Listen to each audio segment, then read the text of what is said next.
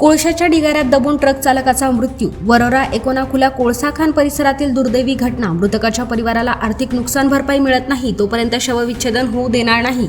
संतप्त कामगारांचा प्रशासनाला इशारा.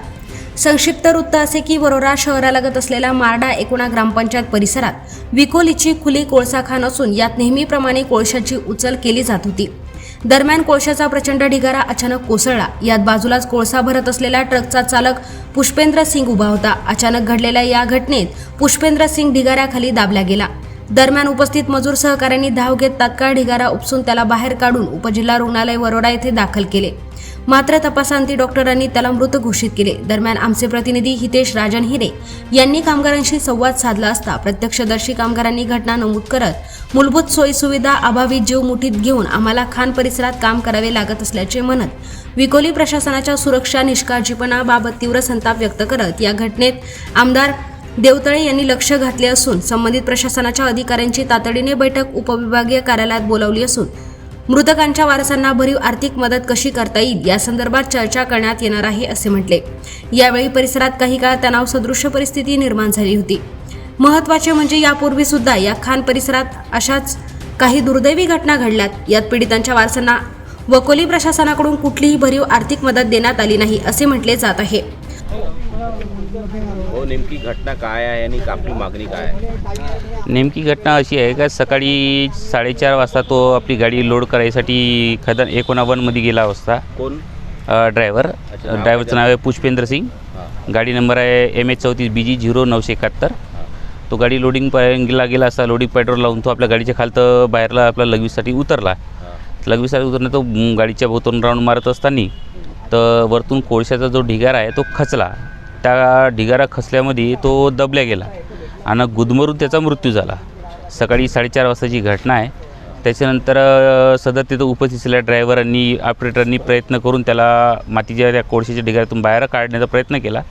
काढल्याच्यानंतर तो निघाला. त्यातून निघाल्यातून त्यांनी सोबत जिवंत असल्याची आशा असल्याप्रमाणे त्याला सरकारी हॉस्पिटलमध्ये भरती करण्यात आलं, परंतु डॉक्टरांनी त्याला मृत घोषित केलं.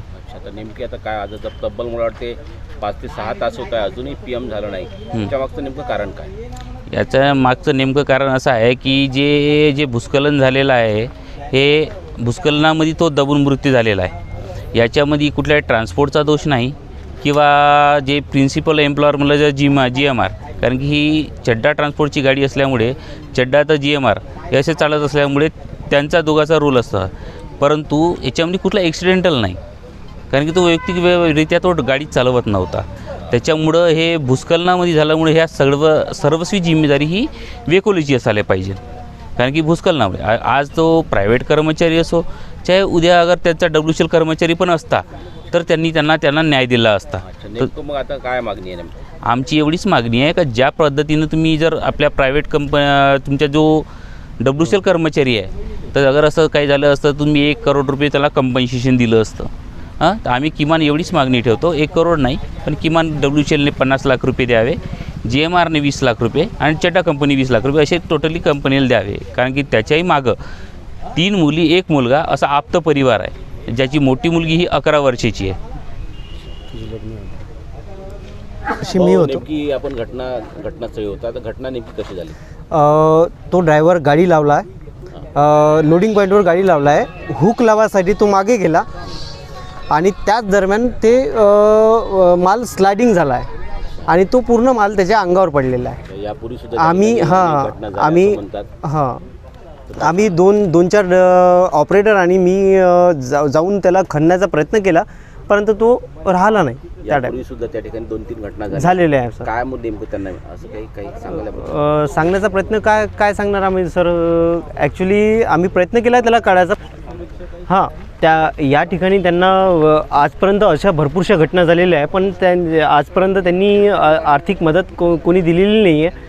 आज आम्हाला असं वाटते की त्यांना आर्थिक मदत दिली पाहिजे आणि त्यांच्या परिवाराचं थोडंसं भलं झालेलं पाहिजे. त्या उद्देशानं आम्ही इथे आहोत.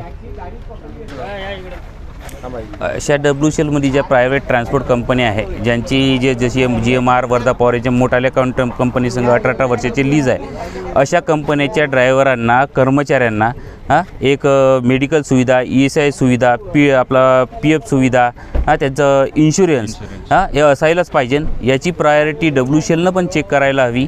त्याच्या जे प्रिन्सिपल एम्प्लॉयर आहे GMR जसं आहे, वर्धा पॉवर आहे, यांनी पण चेक करायला हवी ना. कंपनी पण ते सुविधा त्यांना, त्या ड्रायव्हरांना, त्या कर्मचाऱ्यांना प्रोव्हाइड करायला हव्या. प्रतिनिधी हितेश राजन हिरे, वरोरा, जिल्हा चंद्रपूर.